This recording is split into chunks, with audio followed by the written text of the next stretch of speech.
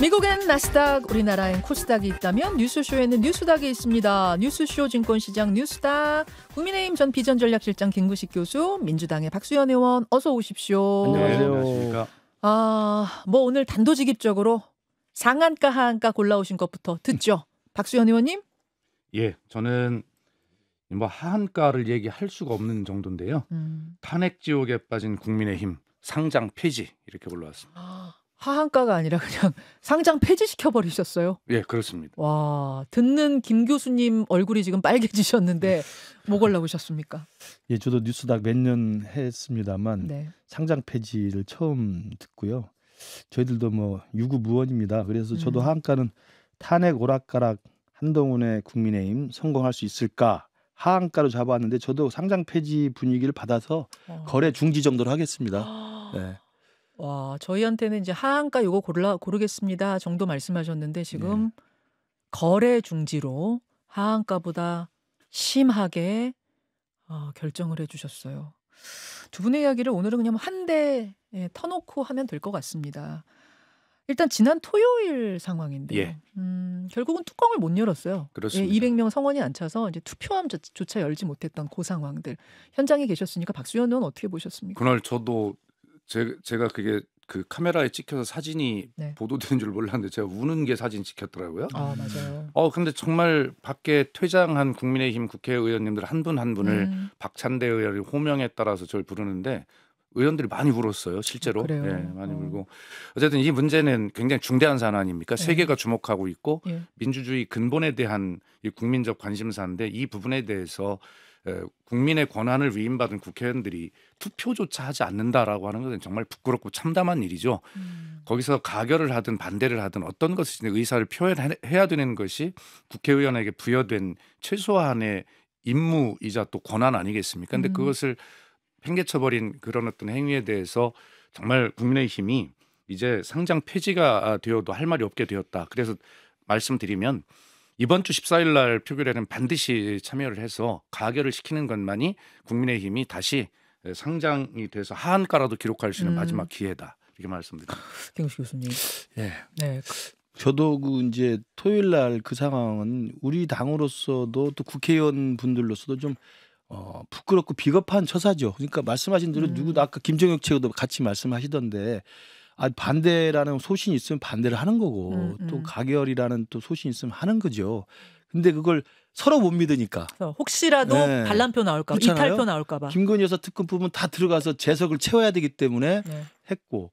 근데 서로 못 믿을까 봐 밖에서 나가서 집단으로 불참했다는 건 누가 봐도 좀 부끄러운 모습이고요. 계속 그렇게 할 수 있을까요? 못할 거라고 너무 봅니다. 부담스러울 텐데. 그러니까 지금 토요일 날 여의도에 모인 인파를 보고 그다음에 그건 과거에 이제 민주당이 주도했던 저 시내에서의 1, 2, 3, 4, 5차 그 퇴진 국정농단 규탄 집회와는 차원이 다릅니다. 젊은 분들이 많이 나와 계세요. 그런 상황이기 때문에 저는 우리 당이 이 탄핵이라고 하는 그 트라우마가 있는 건 이해하지만 탄핵 트라우마는 2016년에 탄핵돼서 우리 보수가 괴멸된 게 아니고 탄핵되고 있는 박근혜 대통령을 부여안고 보호하려다가 같이 쓰나미에 밀려서 괴멸당한 겁니다. 그러면 오히려 지난 토요일 아니면 적어도 이번 주 토요일이라도 우리 당은 윤석열 대통령 리스크라고 하는 세상이 2024년에 비상계엄을 선포하고도 아직도 잘못을 반성하지 않는 대통령을 부여안을 이유가 뭐가 있습니까? 저는 대통령 리스크를 빨리 신속하게 분리해내는 것만이 탄핵이라고 생각하고 그리고 탄핵 찬성이세요? 저는 그러니까 탄핵 가결이죠. 그러니까 직무정지 찬성인 거죠. 마지막 탄핵이 되느냐 안 되느냐는 뭐 헌법재판소가 그건 물론 판단할 헌재입니다만 일이기 때문에 국회에서는 일단 탄핵 시키는 게 맞다. 맞습니다. 왜냐하면 우리 당이 살 길이 그거고 한동훈 대표도 그런 입장을 금요일 날 긴급 최고위에서는 잘 잡았다가 토요일 날 대통령의 2분 담화를 믿고 저는 속은 거라고 생각해. 속은 거라고. 한동훈 대표가 속았다? 예. 그러니까 대통령이 싼 똥을 한동훈 대표 보고 치우라고 하고 자기는 한동훈 대표 뒤에 숨은 거 아닙니까? 한동훈 대표는 어정쩡해졌죠. 이거 탄핵을 찬성했다가 반대했다가 지금은 이제 뭐 이선 후퇴를 믿고 국정에 혼란 없게 하겠다는데 더 국정이 혼란스럽죠 지금. 지금 결재를 누가 하겠습니까? 이상민 행안부 장관 그만뒀는데 새로 임명을 누가 해야 되죠? 혼란이에요. 근데 탄핵이 되면 가장 투명하고 안정적인 시스템과 스케줄대로 가는 거죠.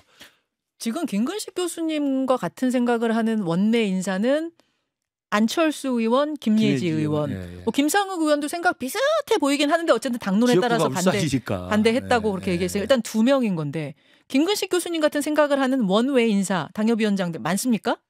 적지 않게 있습니다. 저희들도 의견을 그래요? 좀 모으고 있는데요. 또 원외 당협위원장도 다른 생각을 하신 분도 계시고요. 탄핵으로 간다. 그럼 아까 이제 김종우 최고위원도 이야기했는데 비상계엄에 대해서 문제 있다는 건 다 똑같은데 방법에 있어서 탄핵으로 갈 경우에는 너무 혼란스러워진다. 무질서해진다. 왜냐하면 헌재에서까지 결론이 나는데 3에서 6개월이 걸리고 그때 한번 나라가 분열이 되고 혹시라도 6명의 재판관이 만장일치가 안 되면 이게 탄핵안 자체가 이제 무산이 되는 건데 그 경우엔 또 나라가 두동강이 날 거다. 뭐 그 얘기 하시더라고요. 저는 우리가 탄핵이라는 절차를 2016년에 한번 밟아봤잖아요. 예. 그리고 헌법에 규정된 비상한 시국에서의 가장 투명하고 안정적인 장치고요. 오히려 지금 탄핵을 반대하면서 우리가 계엄 지지정당 비슷하게 낙인 찍혀가면서 저 대통령을 보호하기 위해서 너덜너덜 우리 당이 상처 있는 것보다는 예. 탄핵이라는 안정적인 절차에 맡기는 것이 저는 오히려 국정 혼란을 덜게 하는 거고 지금 이제 야당에서도 공격하고 우리 많은 법조인들도 이야기합니다만 지금 이선 후퇴라는 게 법적으로 불가능한 이야기예요. 예. 결재를 누가 할 것이며 외국 정상이 오면 누가 만날 것입니까? 그러니까 저는 오히려 지금의 이선 후퇴라는 어정쩡한 불가능한 이 일장 춘몽에 빠져 있는 게 저는 훨씬 더 국정의 혼란이 크다. 오히려 질서 있는 퇴진은 탄핵을 통해서 국회의원들이 결정할 문제고 시스템대로 가는 거라고 생각합니다. 저는 지금 민주당의 김근식 교수님하고 얘기하는 지금 민주당 인사랑 얘기하는 느낌이 날 정도로 박수현 의원님 의견하고 똑같으시네요. 김근식 교수님 의견도. 제가 그래서 가만히 감명 깊게 듣고 있습니다. 아니 그러면 제가 여기서 꼬리 질문을 더 할 수밖에 없습니다. 국민의힘 인사들은 어떤 이야기를 하냐면 지금 바로 탄핵을 하는데 또 하나 걸림돌은 뭐냐면 저쪽의 대선 주자가 지금 이재명 대표라는 사실. 그러니까 국민의힘 당원들 입장에서는 이재명 대표가 법원에서 충분한 재판을 받지 않고 법원의 결론이 나기 전에 대선 무대에 오르는 것 자체에 대해서도 굉장히 반감이 크다. 그 부분도 작용하고 있다라고 솔직하게 아까 말씀하시더라고요. 그런 고민들을 내부에서 하니까 어정쩡하게 되는 건데요. 이런 나라가 지금 위기 상황에 처해 있는 비상시국에서는 그런 정치공학적 고려를 하는 건 국민에 대한 예의가 아니죠.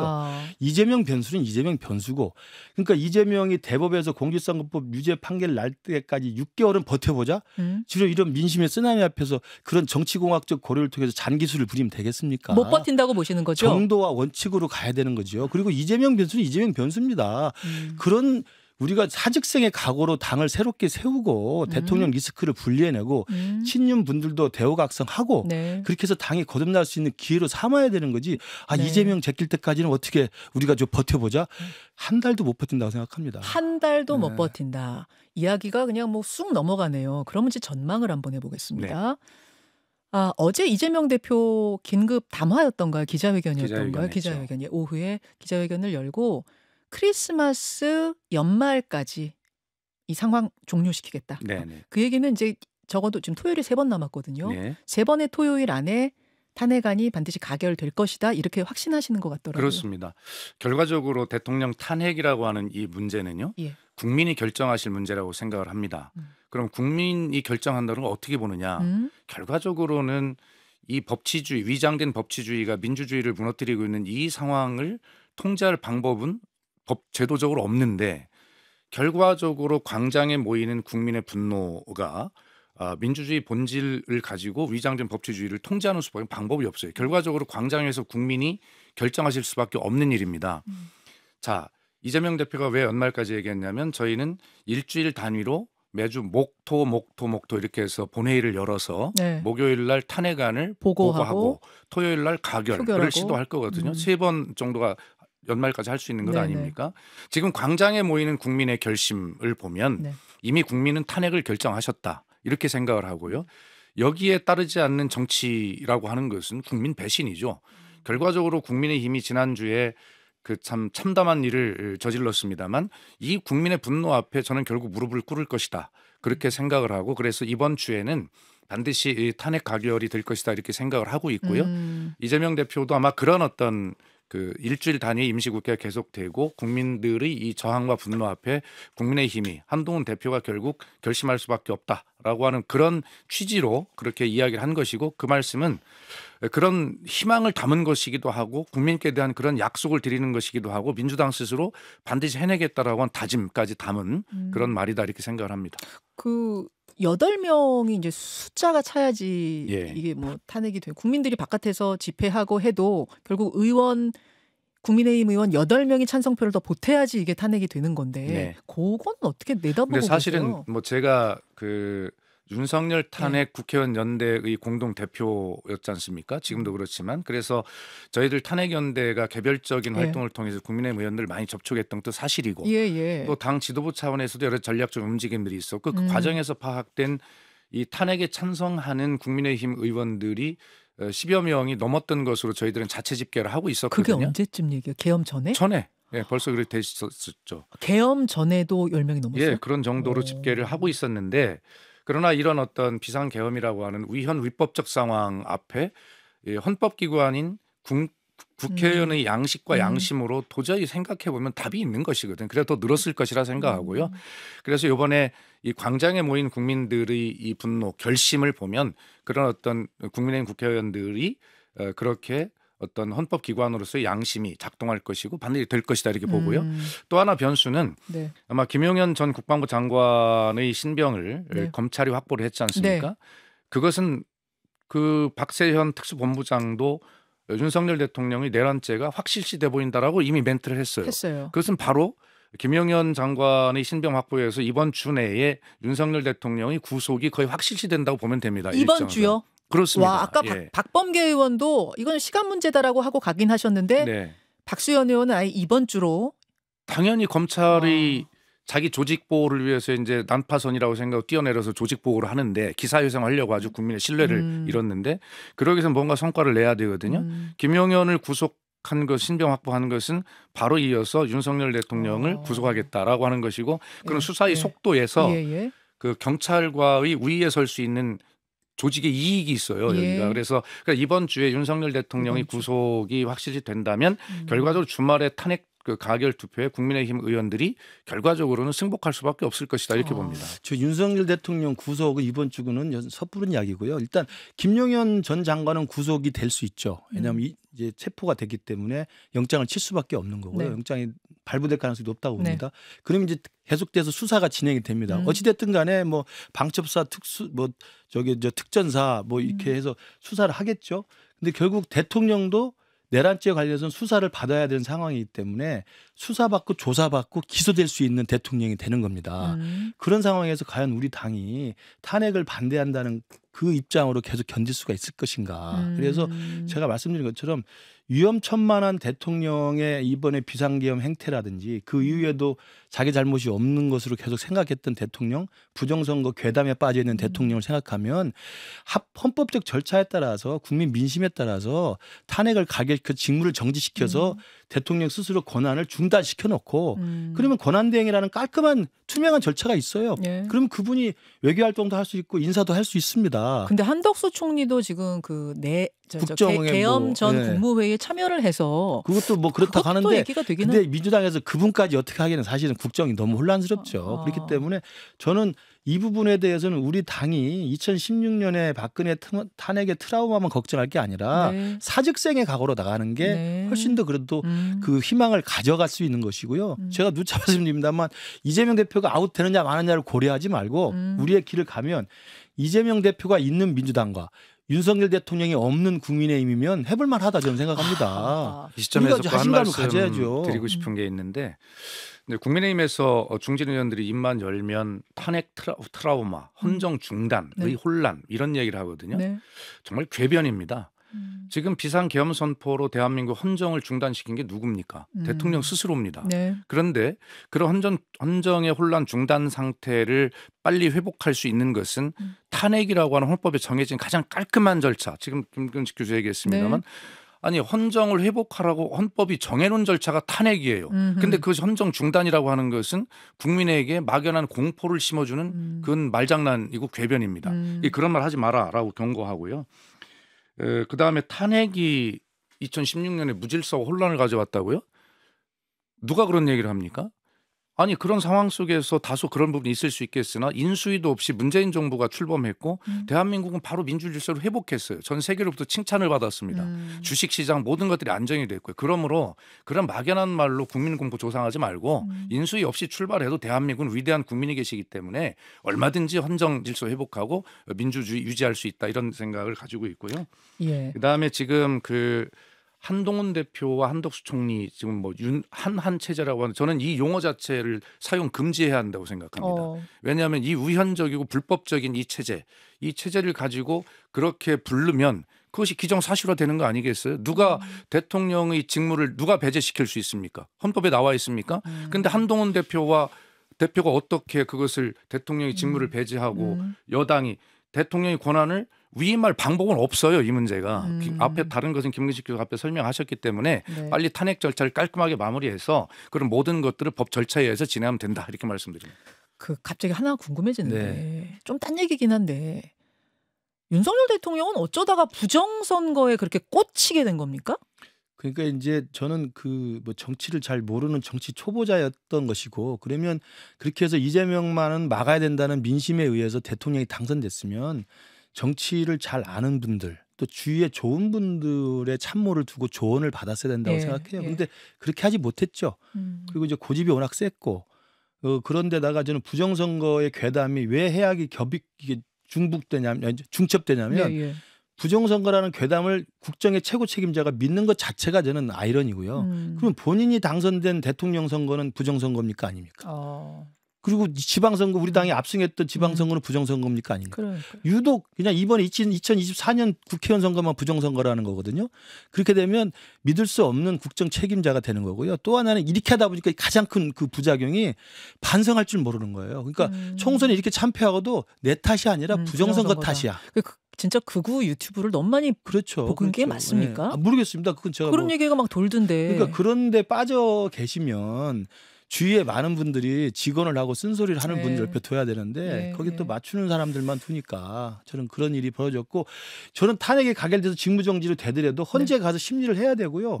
지금 이재명 대표가 마치 지금 뭐 대통령이 된 듯한 지금 득이양양하고 있는데 저는 아닐 수 있다고 생각합니다. 아까 제가 이재명이 있는 민주당과 윤석열이 없는 국민의힘을 해볼 만하다는 것이고요. 2016년은 이정현 당시 새누리당 대표였어요. 그리고 대선 후보가 홍준표였어요. 두 분 다 박근혜 대통령을 끌어안고 그냥 간 겁니다. 그러나 지금 한동훈 대표 오히려 대통령을 분리해내고 변화와 쇄신으로 우뚝 설 수 있습니다. 그리고 오히려 윤석열 대통령이 없다면 새로운 대선 후보를 낼 수 있어요. 2016년에도 당시 홍준표하고 안철수가 합친 표가 당시 문재인 후보보다 더 많았습니다. 저는 탄핵의 그 쓰나미 속에서도 우리가 잘하고 국민 앞에 정말 열심히 변화하는 모습을 보이고 새로운 보수로 거듭나면 저는 해볼 만하다 생각합니다. 두 분 한 5분 정도 시간 괜찮으세요? 그러면은 우리 여기서 라디오 정리하고 유튜브로 조금만 더 가겠습니다. 고맙습니다.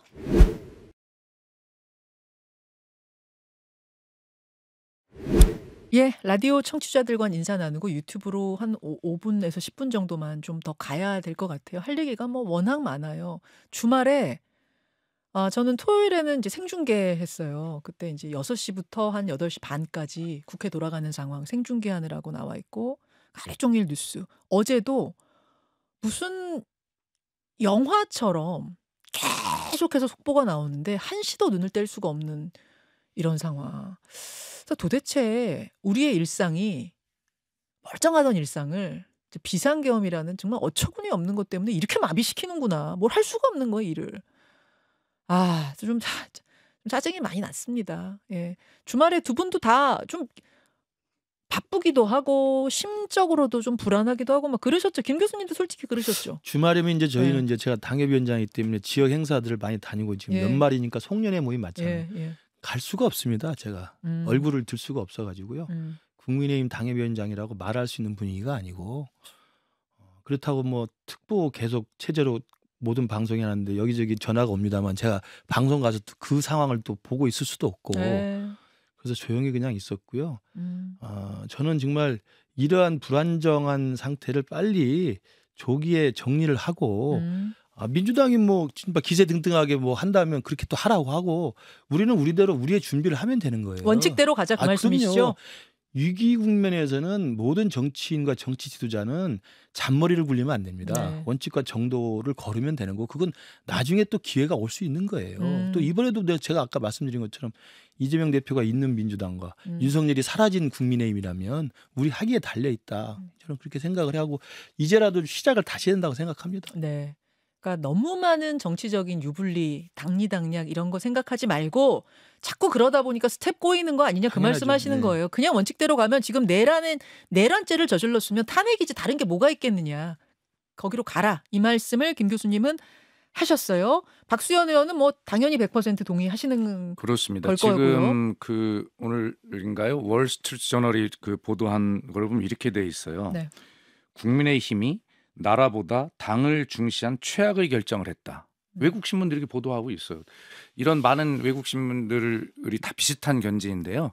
왜 국민의힘만 외국 언론도 알고 있는 이 흐름을 왜 모를까라고 하는 것이고요. 아까도 제가 말씀드렸지만 이 탄핵이 헌정 중단이고 혼란이다라고 하는 말은 제가 궤변이라고 말씀드렸잖아요. 지금 이 비상계엄으로 12월 3일 이후 3일 동안 날아간 우리나라의 주식 총액이 네. 무려 70조가 이른다고 오늘 신문에 보도하고 있어요. 그리고 미국의 그 포브스지는 뭐라고 했냐면 이 비상계엄의 이 대가를 5,100만 국민이 나누어 갚아야 할 것이라고 지금 보도하고 있거든요. 포브스지가 예, 그렇습니다. 경제지죠. 야, 그러니까 지금 이 자체가 혼란이지 이 탄핵으로 빨리 헌정을 회복하는 것이 왜 혼란입니까? 국민의힘이 그렇게 궤변으로 버티면 버틸수록 결과적으로 국민과 대한민국은 어렵다라는 말씀 드리고 싶고요.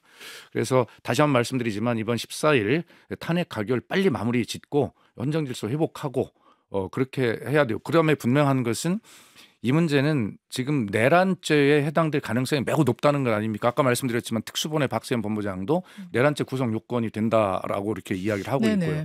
그래서 이 문제는 대통령의 임기를 중단하거나 정지시키거나 이런 차원에서 끝나는 것이 아니라 죄를 진 것에 대해서 반드시 처벌이 따라야 되는 그런 문제를 분명하게 우리는 해야 민주주의 역사를 바로 세울 수 있다라고 네. 하는 것입니다. 아까 제가 국민의힘 김종혁 최고위원, 뭐 대표적인 친한계 의원 최고위원인데 그분한테 질문 드렸습니다만 솔직히 윤석열 대통령 너무 밉지 않으시냐. 제가 그렇게 솔직한 신경 질문했더니 미워요. 그러시더라고요. 근데 김구식 교수님한테도 좀 질문 드리고 싶은 게 아니 계속 담화 발표하는 날도 우리 당 그러시던데 진짜 당을 생각하는 거면은 이런 어처구니없는 비상계엄을 해도 되는 겁니까? 저는 그 대통령에 대한 미움은 이번에 4월 총선에서 제가 이미 포기를 했고요. 미움조차도 포기를 했습니다.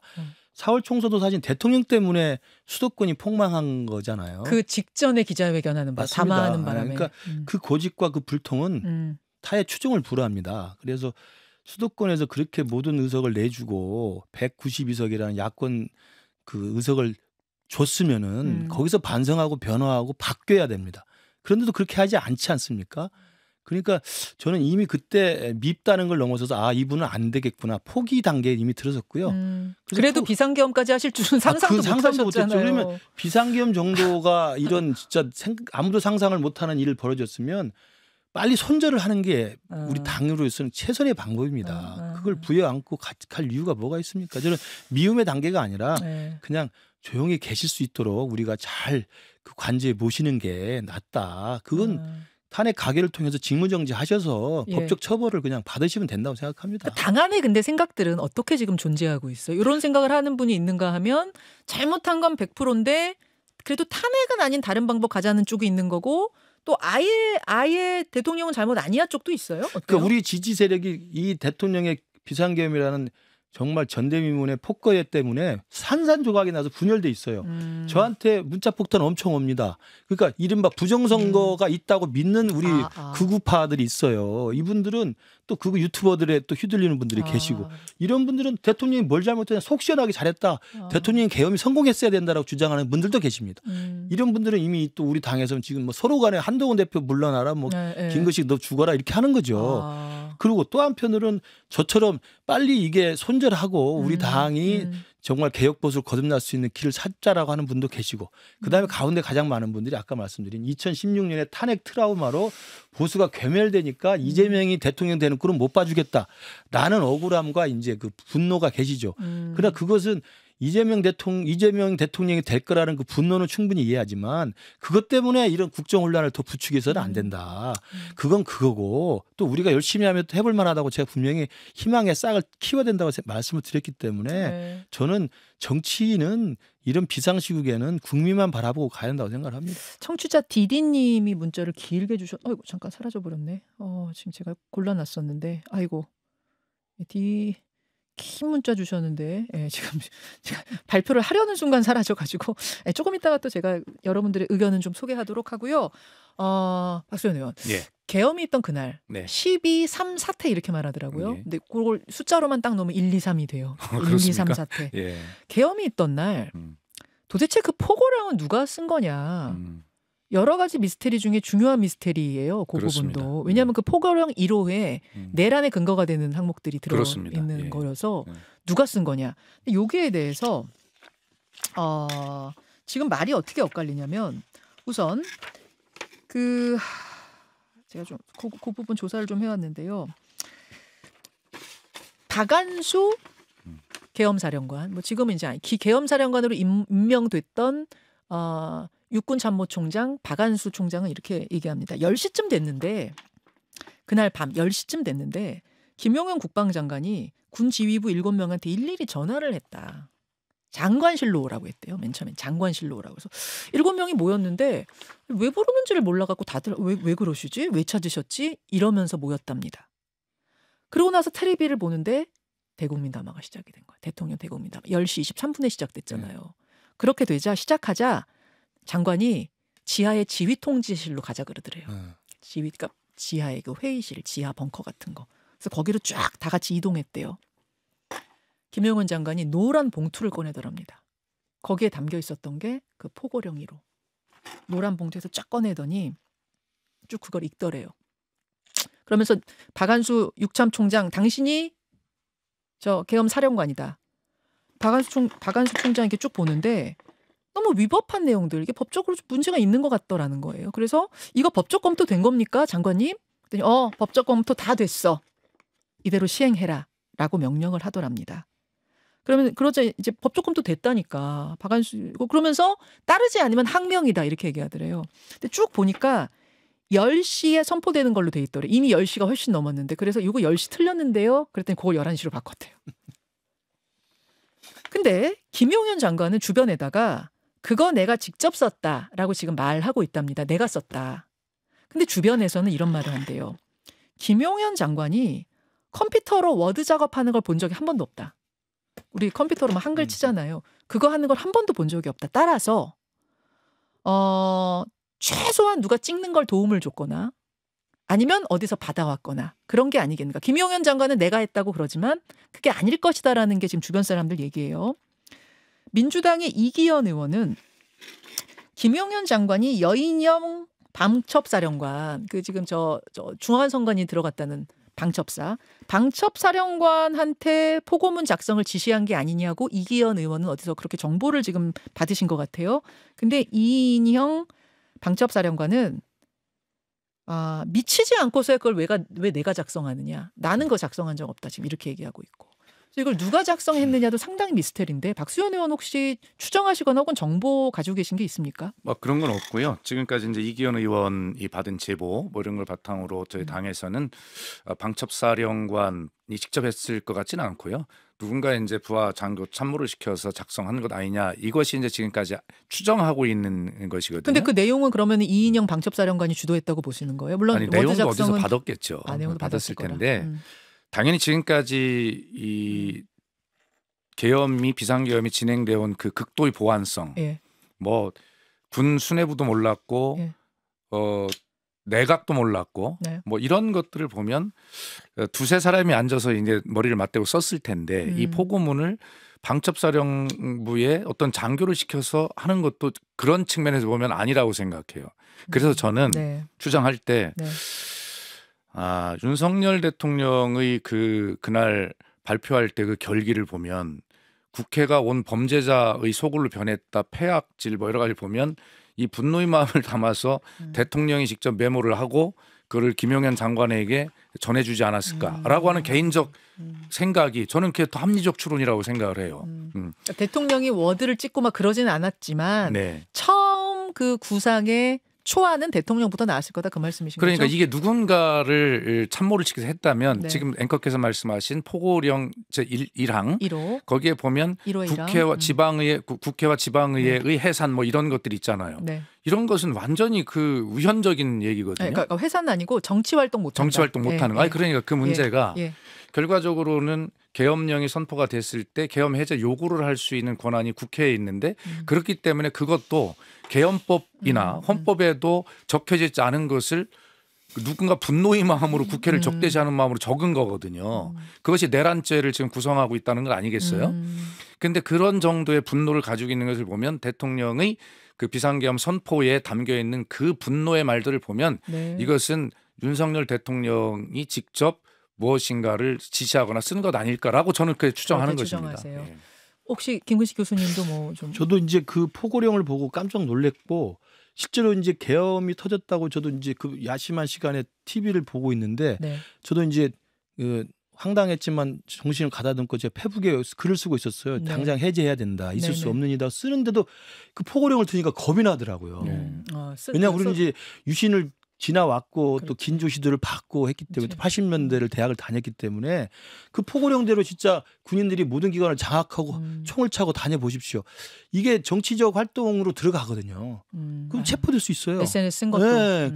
그런 두려움 속에서 쓰는 거거든요. 그러니까 저는 그 포고령을 누군가가 썼을 텐데 80년에 이른바 서울의 봄의 전두광이라는 그분은 허화평 허삼수라는 양대 그 보안사의 그치. 대령들이 있었습니다. 누군가가 저는 썼을 거라고 보고 그 상황에 저는 한동훈 대표가 금요일 날 긴급 최고를 열어서 직무정지를 이야기했을 때 그 전에 제보받았다는 게 이제 국정원 홍장원 차장한테 대통령이 지시해서 체포하라고 했다는 거 아닙니까? 그게 저는 이제 더 이상 돌이킬 수 없는 거라는 게 뭐냐면 우리 서울의 봄 다 봤잖아요. 네. 그때 등장하는 게 전두환이라는 사람이 있고 보안사 사령관이잖아요. 네. 보안사가 지금 뭡니까? 방첩사입니다. 방첩사예요. 그러니까 보안사가 동원돼서 방첩사가 했다는 거고요. 그다음에 그때 전두환의 위치는 보안사령관 겸 그치. 중앙정보부장 직무대리예요. 중앙정보부장이 어디입니까? 국정원이에요. 그렇죠. 그러면 여인영 방첩사령관이 그 홍장원 국정원 1차장한테 명단 불러주면서 위치 추적해서 빨리 잡으러 가야 되니까 알아서 하시고 우리는 저기 방첩사 수감시설 확인할게. 이건 서울에 보면 재판입니다. 똑같이. 보안사하고 중정이 움직인 거하고 뭐가 다릅니까? 그러니까 여기서 끝났다고 생각했어요. 그래서 한동훈 대표가 생각을 잘했다. 그런데 하루 만에 대통령한테 속아가지고 또 이걸 반대를 하더라고요. 대통령 속은 거죠. 대통령 싼 똥을 왜 한동훈 대표가 치웁니까? 그 똥을 왜 치우냐. 네. 왜 그래? 왜 그 판단을. 그러니까 금요일 제가 생방송하고 있는데 그게 나왔어요. 한동훈 대표가 나를 체포하라고 하고 그럼요. 과천에 수감시설까지 마련해놨다는 정보를 제가 받았습니다. 밤사이에. 대통령은 당장 직무에서 손 떼십시오. 그래서 탄핵 찬성으로 바뀌었구나 했는데 그게 또 아니었는데 왜 그랬다고 생각하세요? 저는 모르겠습니다. 이제 그 주위의 측근이나 참모들이 어떤 조언을 했는지 모르고 한동훈 대표 어떤 결론을 내는지 모르지만 대통령이 이제 불렀잖아요. 네. 그렇게 하니까 이제 금요일 오후에 대통령이 먼저 만나자고 한 거 아닙니까?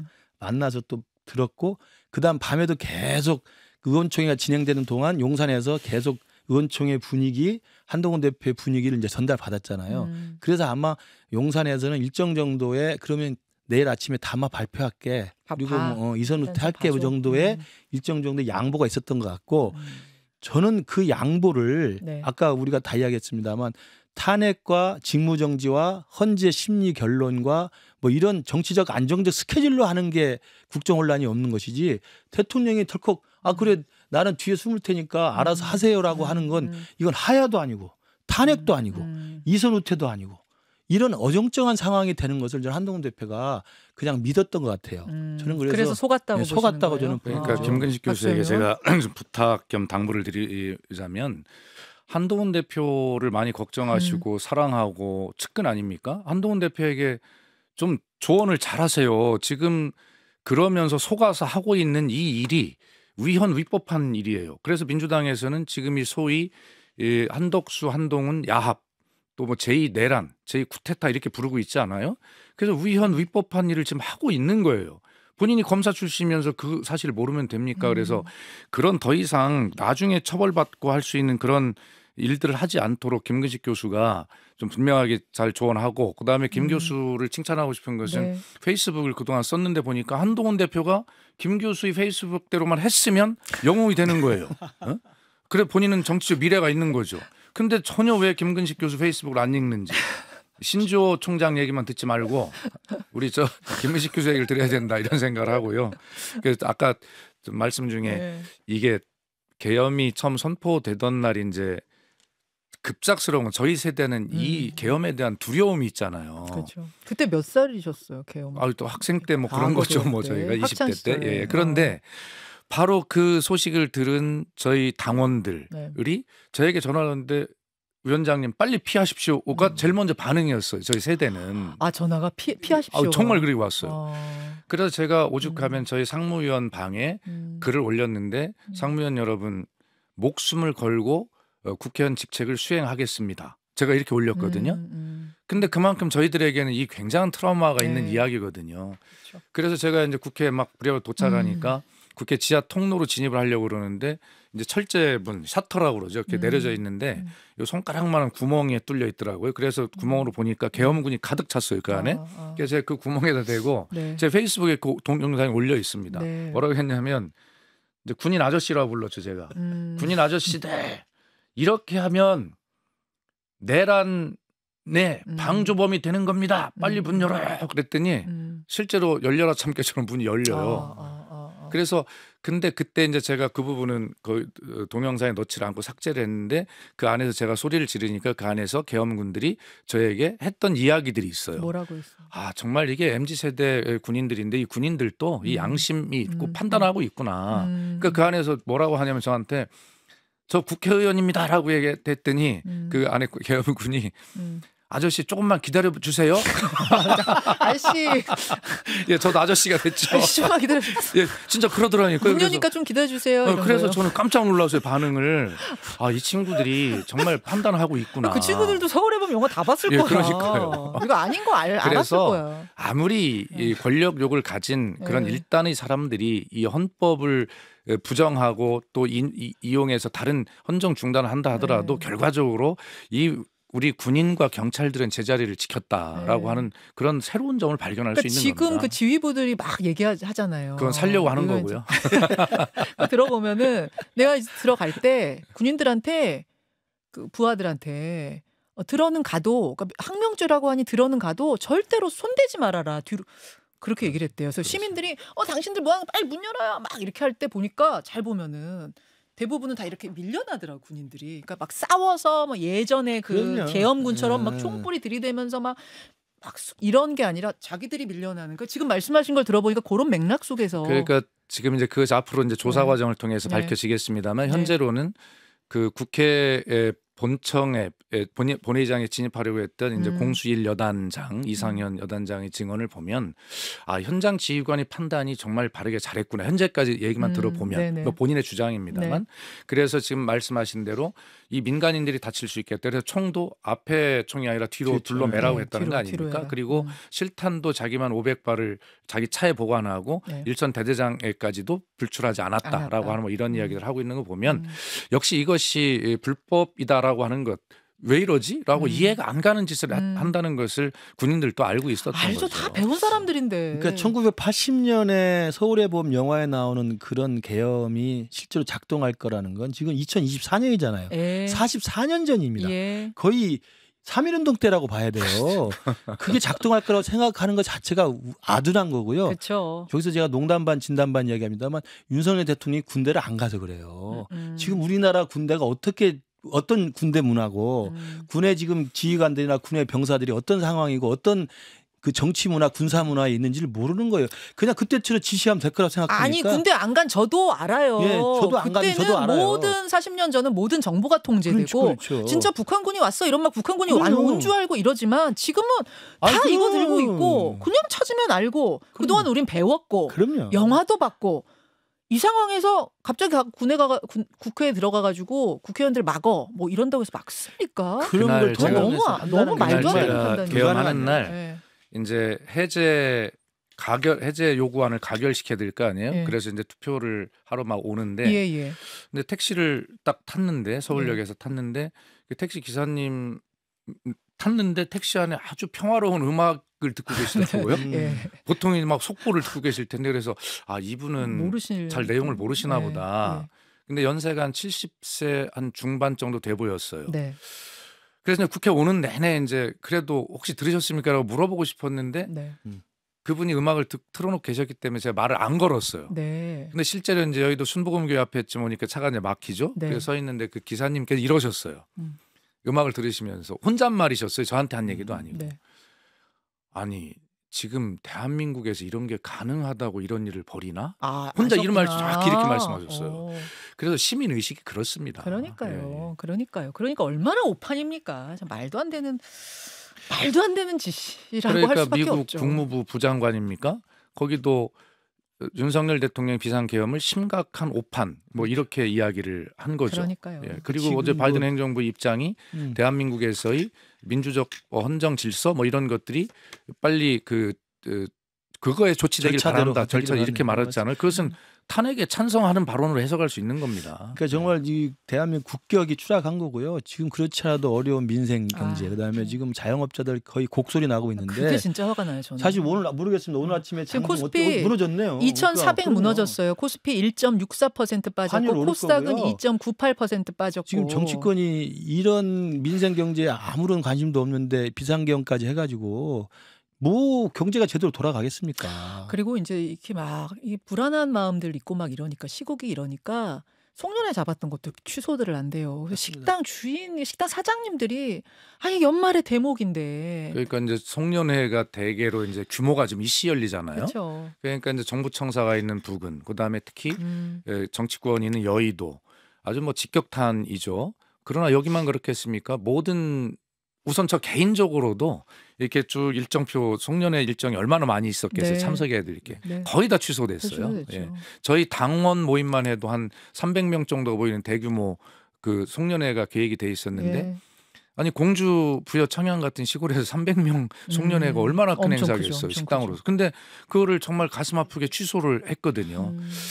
그래서 아까도 말씀드렸지만 12월 3일 비상계엄 조치로 그 3일 동안 날아간 우리 주식 시총이 무려 70조라고 지금 이야기하지 않아요. 그래서 이런 문제들 빨리 헌정 질서를 탄핵으로 회복시키는 것만이 이런 민생에 우리가 좀 대응하는 그런 가장 빠른 조치다. 저는 그렇게 생각을 하는 것입니다. 알겠습니다. 속보 조금 전에 들어온 속보인데 한 20분 전에 들어온 속보인데 제가 말씀 나누는 중이라서 전달하지 못했던 걸 전달하면서 마치겠습니다. 국회에 투입됐던 707 특수임무단장이 기자회견을 열었는데요. 국민께 사과드린다. 책임 회피 안 하겠다. 우리 부대원들 용서해달라. 모든 건 내 책임입니다. 책임지고 사랑하는 군을 떠나겠습니다. 이렇게 발표를 했고요. 그날 그 12월 3일 밤에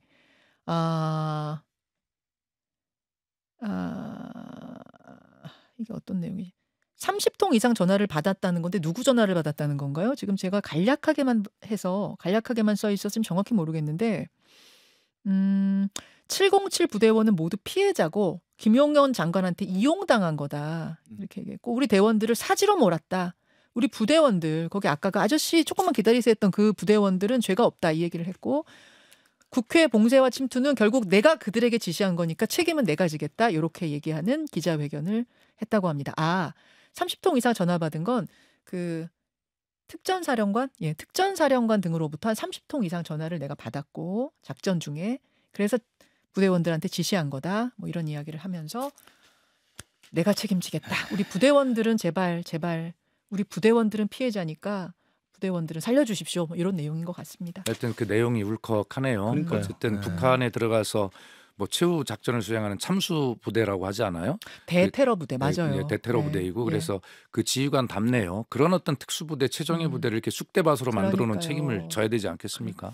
그 본인은 지시를 받아서 가긴 갔는데 이제 안 지키면 항명죄니까 군대는 가긴 갔는데 국회에 들어가면 안 되는 게 사실 법으로 안 돼 있잖아요. 계엄 시에도 그러니까 여러분 전쟁 사변, 전시 사변 비상사태일 때는 계엄을 할 수는 있어요. 할 수는 있는데 이번에 이제 그 요건에 안 찼으니까 문제인 건데 설사 그런 조건이 차서 계엄이 되더라도 국회는 못 들어가요. 국회는. 그러니까 사법부, 행정부, 언론은 다 통제할 수 있거든요. 뭐 전쟁 나서 계엄이 떨어지면. 근데 그때도 국회는 못 건드려요. 근데 이제 이 사령관 얘기는 뭐냐면 이 특수임무단장 얘기는 뭐냐면 그런 경우에 국회 안 들어가면 안 되는 건 몰랐다. 그럴 수 있잖아요. 그럴 수 있잖아요. 네. 내가 몰랐고 모르죠. 그래서 우리 부대원들은 희생자니까 그들은 건드리지 말고 나만 어떻게 해주십시오. 이제 그러니까 이런 이렇게 말도 안 되는 비상계엄을 확신을 갖고 했던 음. 우리 윤석열 대통령을 빨리 직무정지 시켜서 관저에 유폐를 시켜야 됩니다. 그러니까 안전벨트를 채워놔야 돼요. 지금도 대통령으로서 직을 유지하고 있잖아요. 예. 어떤 권한을 쓸지 몰라요. 거기다 군 통수권을 여전히 가지고 있기 때문에 참 큰 걱정입니다. 이 문제. 예. 자, 일단 여기까지 하겠습니다. 예. 여러분들이 지금 문자를 오늘 본 방송 끝난 지 한 30분 거의 다 돼가는데도 한 36,000명가량의 분들이 계속 보고 가실 정도로 지금 일손이 안 잡히시는 거예요. 예, 생업을 하기 일손이 안 잡히는 이런 상황이라는 거 참 안타깝습니다. 오늘 끝까지 함께해 주신 두 분 감사드리고요. 오늘은 막 손 흔들고 이것도 못하겠어요. 평소처럼 마음이 너무 무거워서 여러분들께 정중하게 인사드리죠. 자, 저는 내일 아침 7시 10분에 다시 뵙겠습니다. 두 분 고맙습니다. 네. 여러분 고맙습니다.